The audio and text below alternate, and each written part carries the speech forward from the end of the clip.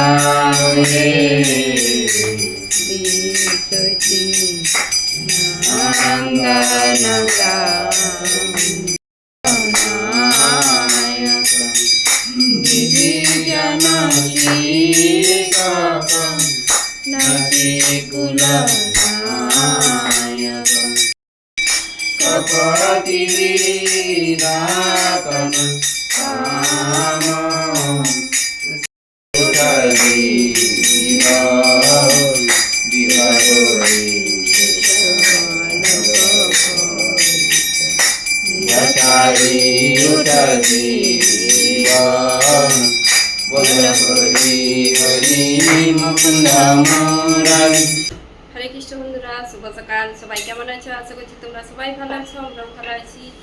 আর বোম্বেতে এসে এই প্রথম একদিন ভিডিও করেছিলাম একটুখানি, তো আজকে আবার এই যে ভিডিওটা শুরু করলাম। আজকে হলো একাদশী, আজকে পত্নী একাদশী। তো আজকে 27শে মে আর 12 জ্যৈষ্ঠী মাসের 12 তারিখ। তো আজকে একাদশী, আর সকালে একটু মঙ্গল আরতি দর্শন করিয়ে দিচ্ছি। আর একাদশীর দিনে মঙ্গল আরতি দর্শন করিয়ে দিচ্ছি। আর একাদশীর দিনে ভগবানের যতটা নাম করবে, ভগবানের দর্শন করবে, জপ করবে, ততটাই মঙ্গল সবাইয়ের। তো আজকে হচ্ছে যে আমরা যে সকালবেলা সেবা পুজো হয়ে গেছে, সকালে মালা জপ হয়ে গেছে, এখন হচ্ছে একাদশীর ভোগ রান্না হবে। তো প্রভু রান্নাঘরে চলে গেছে। আজকে প্রভুকে বলেছি রান্না করতে, একটু সেবা হেল্প করতে। আর আজকে আমি প্রভু দুজনে মিলে ভোগ রান্না করব। তো তোমরা তো জানোই। আর হচ্ছে যে কেন আমরা দুজনে ভোগ রান্না করছি, মল্লিকা আজকে বিশ্রাম। তো আমরা দুজনে এখন ভোগ রান্না করব। প্রভু তো আমান্য করতে লেগে পড়েছে, তো আমিও যাই। আর আমাদের গোপীনাথের দর্শন করিয়ে দিচ্ছি, আরতির সময় দর্শন পেয়ে গেছো, তো ভোগ নিবেদন করার সময় তখন আবার ভালো করে দর্শন করুন। দেখতে থাকুন ভিডিওটা, আশা করি ভালো লাগবে। তো এই যে প্রভু আমান্য করতে বসে পড়েছে। সব নিয়ে আমি জোগাড় করে দিয়েছি, জোগাড় বলতে সব ফ্রিজ থেকে বের করে দিয়েছি, আর আমান্য করতে বসে পড়েছে। আর গরমকাল বলে আজকে এই সকালবেলায় কি গরম, তো বেশি কিছু হবে নি, বাদাম সেদ্ধ আর এইসব হবে। তো আমি এই যে বাদামটা সেদ্ধ বসাচ্ছি, লবণ দিয়ে দিচ্ছি আর জল অনেকটাই দিয়েছি। কেন বাদাম সেদ্ধ করতে অনেক টাইম লাগে, 10টা-12টা সিটি দিতে হয়, তবে বাদামটা সেদ্ধ হয়। আর আমি রাত্রে ভিজিয়ে রেখেছিলাম, বাদামটা বেশ ভালোভাবে ফুলে গেছে। আর বাদামটা সেদ্ধ মিডিয়াম আঁচে রাখবো, যাতে ভালোভাবে সেদ্ধ হয়ে যায়। তো এখন এই যে আমি 3টা গ্যাসেই একদম বসিয়ে দিয়েছি, মাঝখানে বাদাম সেদ্ধটা হচ্ছে, আর এইদিকে তেল বসিয়ে দিয়েছি, বাদাম ভাজা হবে, আর কাঁচকলা আলু ভাজা করব। আর এইদিকে অনুকল্পটা বসাবো। এই যে অনুকল্প আমান্য হয়ে গেছে, আলু, পেঁপে, কুমড়ো দিয়ে অনুকল্প। তো প্রথমে তেল দিয়ে দিচ্ছি, তেল দিয়ে এখন দিয়ে দিচ্ছি প্রথমে পেঁপেটা, আলুটা দিচ্ছি। এটা সেদ্ধ হতে টাইম লাগে, আর কুমড়োটা তাড়াতাড়ি হয়ে যায়, পরে দেবো। এর মধ্যে কিছুই মশলা দিতে হবে না, শুধু আদা বাটা, একটু নাড়াচাড়া করে আদা বাটা, কাঁচা লঙ্কা, গোলমরিচের গুঁড়ো, লবণ আন্দাজ করে চিনি যায়, এই মশলাটি, আর কিছু লাগবে না। এত একাদশীর দিনে এইভাবে তোমরা আমান্য করে অনুকল্পটা বানাবে। আর এইদিকে আমি বাদামটা ভাজা করছি।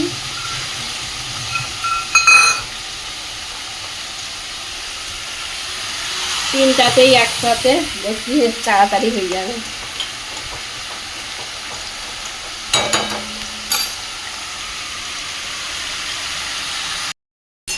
তো এই যে আমাদের প্রভুকে বলছি একটু নাড়াচাড়া করে দিতে, সে এখন এই যে এই রান্নাটা করছে। আগে আমাদের প্রভু অনুকল্পটা রান্না করতো খুব ভালো, তো এখন বৌমা আসার পর আর রান্না করেই নি। এখন হচ্ছে যে আজকে বলি রান্না করো, আমি এগুলো করি।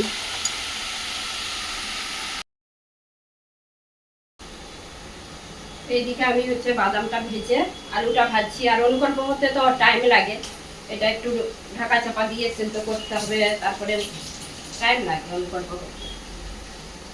আজকে ভাজাভুজি বলতে সেরকম ওই কাঁচকলার বড়া আর হবে নি, আজকে হচ্ছে ওই তো বাদামের স্যালাড হবে আর কাঁচকলা আলু ভাজা, এটাই। আর হচ্ছে এই অনুকল্প, বাকি ফল টল আছে, এখন তরমুজ একটা বড় আছে।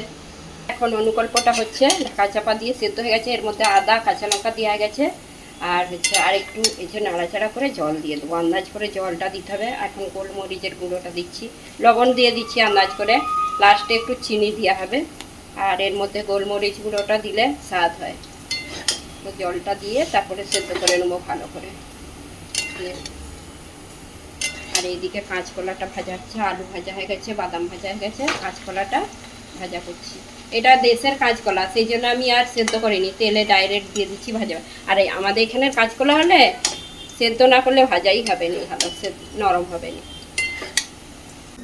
তো আমাদের প্রভু এখন সে কীর্তনে বসে পড়েছে, আর আমি এদিকে ফলগুলো আমান্য করছি। আর অনুকল্পটা এখনও হচ্ছে, সেদ্ধ হচ্ছে। আর আমাদের এখানে পেঁপে মানে দেরি হয় সেদ্ধ হতে, সেই জন্য একটু দেরি হয়। আমার সব হয়ে গেছে, এখন বাদামের স্যালাডটা বানাবো আর হচ্ছে যে ফলগুলো আমান্য করছি এখন। এতক্ষণে এই যে অনুকল্পটা হয়েছে, এরকম মাখো মাখো থাকবে। লাস্টে একটু চিনি দিয়েছি, তো এরকম হয়ে গেছে অনুকল্পটা।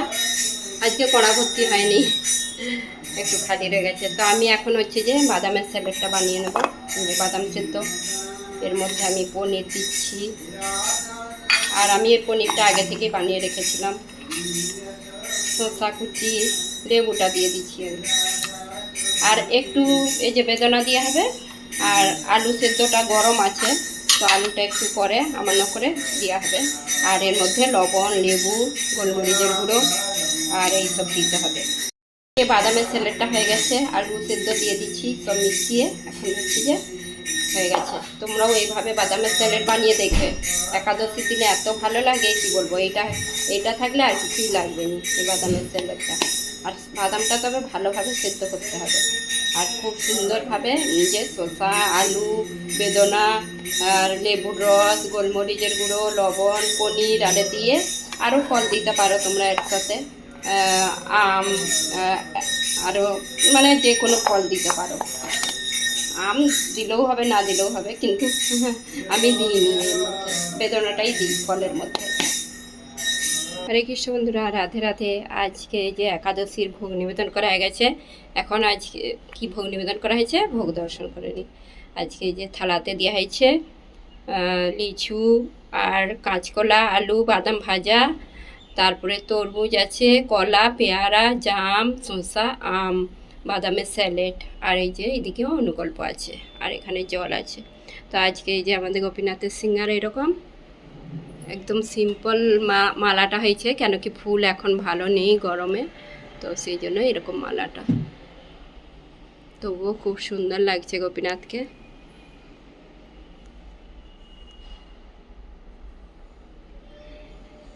হরে কৃষ্ণ, রাধে রাধে। হরে কৃষ্ণ বন্ধুরা, এখন হচ্ছে আমাদের ভোগ নিবেদন করা হয়ে গেছে, ভোগ দর্শন করে দিয়েছি। আর এখন হচ্ছে যে একটু একাদশীর ব্রতের মহাত্মাটা পড়ে শোনাবো। তো আজকে আমাকে প্রভু বলল তুমি পড়ে শোনাও, সেই জন্য আমি বসে পড়লাম। আজ হলো 27শে মে, বুধবার, পুরুষোত্তম মাসের পবিত্র শ্রী শ্রী পত্নী একাদশী ব্রত উপবাস। পালন হচ্ছে পরদিন অর্থাৎ বৃহস্পতিবার ভোর 5:26 হতে সকাল 12 মিনিটের পর্যন্ত, 9:12 পর্যন্ত মানে পালন। শ্রী শ্রী পত্নী একাদশী ব্রত মাহাত্ম্য। ফল: পত্নী একাদশী ব্রতটি সাধারণ বৎসরগুলোতে আসে না, মানে এই বছরের মধ্যে এই পত্নী একাদশী এই বছরের মধ্যে আসে না। এটি কেবল পুরুষোত্তম মাসেই দেখা দেয়। এই পুরুষোত্তম মাস এখন চলছে, এই মাসেই দেখা দেয়। এটি কেবল পুরুষোত্তম মাসেই দেখা দেয়, এই কারণে এর গুরুত্ব অপরিসীম। শাস্ত্র অনুযায়ী এই ব্রত পালন করলে সমস্ত যজ্ঞ, তপস্যা এবং দান ধ্যানের চেয়েও বেশি পুণ্য অর্জিত হয়। নিষ্ঠাভাবে ভরে এই ব্রত রাখলে মানুষের জ্ঞাত অজ্ঞান্ত সারে করা সম্ভব মহাপাপ ধুয়ে মুছে যায়। পদ্মিনী একাদশীর ব্রতকারী জীবন শেষে সমস্ত জাগতিক বন্ধন থেকে মুক্ত হয়ে শ্রীহরির পরম ধাম বৈকুণ্ঠ লাভ করেন। এই ব্রতকথা মহারাজ যুধিষ্ঠির প্রশ্নের উত্তরে ভগবান শ্রীকৃষ্ণ স্বয়ং এই ব্রতের মাহাত্ম্য বর্ণনা করেছিলেন।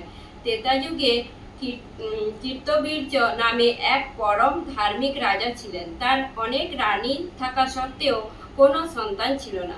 সন্তান লাভের আশায় রাজা তার প্রধানা মহিষী পত্নীকে সাথে নিয়ে বলে কঠোর তপস্যা শুরু করেন। মানে তার পত্নীর সঙ্গে কঠোর তপস্যা শুরু করলেন, সন্তান হয়নি বলে। বহু বছর তপস্যার পরও যখন কোনো ফল মিলন, মহিষী তার পত্নী শরণাপন্ন হন। দেবী অনুসূয়া তাকে পুরুষোত্তম মাসের শুক্লপক্ষের এই বিশেষ একাদশী ব্রত পালনের পরামর্শ দেন। রানী পত্নী অত্যন্ত নিষ্ঠা ও শ্রদ্ধার সাথে এই ব্রত এবং রাত্রি জাগরণ সম্পন্ন করেন। রানীর ভক্তিতে সন্তুষ্ট হয়ে ভগবান বিষ্ণু আবির্ভূত হন এবং বর প্রার্থনা করতে বলেন। রানী তখন রাজার মনের ইচ্ছা পূরণের প্রার্থনা জানান। ভগবান রাজাকে বর দেন যে তার এমন এক পুত্র সন্তান হবে যাকে ত্রিভুবনে কেউ পরাস্ত করতে পারবে না। এই ব্রতের প্রভাবেই পরবর্তীতে রানীর গর্ভে পরম পরাক্রমশালী পুত্র জন্মগ্রহণ করেন, যিনি লঙ্কার অধিপতি রাবণকেও বন্দী করতে সক্ষম হয়েছিলেন। রানী পত্নীর নামানুসারে এই একাদশীর নাম হয় পত্নী একাদশী। হরে কৃষ্ণ। বন্ধুরা, এই যে এখন প্রসাদ পাবো, 12টা বেজে গেছে, তো এখন আমি একটু নিয়ে নিচ্ছি অল্প, আর পরে আবার খিদে পেলে আমি অল্পই পাই প্রসাদ, তো পরে খিদে পেলে আবার নিই। তো আমি আগে নিয়ে বসে পড়েছি, কেন কি আমাকে সবার আগে খিদে পেয়ে গেছে। আমি পাচ্ছি, আবার সবাই পাবে একটু পরে, সব এক করে সব প্রসাদ পাবে। তো যাকে খিদে পেয়ে যায় সে আগে নিয়ে বসে পড়ে, একাদশী দিনে এরকমই হয়। তো আমি নিয়েছি, আর প্রভু একটু পরে প্রসাদ পাবে। ছেলেও প্রসাদ পেয়ে এখন মানে ও অফিসে যাবে, আজকে প্রভু আজকে ঘরে থাকবে। তো আমি প্রসাদ পেয়ে নিই, আর সবাই চলেছে একাদশীর প্রসাদ পেতে। আর একাদশীর প্রসাদ পেতে খুবই ভালো লাগে। আর একাদশী করলে মানে তোমাদেরকে তো পড়ে শুনিয়ে দিয়েছি ব্রতের মহাত্মা, একাদশী করলে কি ফল লাভ হয়, কি হয় না হয়। তো সেই জন্য সবাইকে একাদশী করা কর্তব্য আমাদের, সবাই একাদশী করবেন। তো সবাই আমাদের ভালো টেস্টি প্রসাদ। আর চারিদিকে পাখার আওয়াজ, মানে কি জোরে জোরে পাখার আওয়াজ হচ্ছে। গরম পড়েছে তো সেই জন্য প্রচুর পাখার আওয়াজ পাচ্ছি।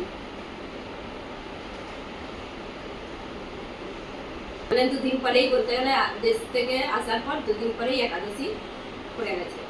তো যাই হোক, আজকে আর ভিডিওটা বেশি বড় করবো নি। আর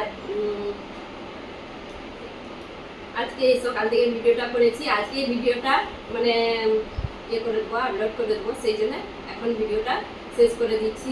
তো আজকের ভিডিওটা তোমাদের কেমন লেগেছে তোমরা কমেন্ট করে জানাবে। যদি ভালো লেগে থাকে লাইক, কমেন্ট, সাবস্ক্রাইব। হরে কৃষ্ণ। দেখা হবে আবার একটা নতুন ভিডিও।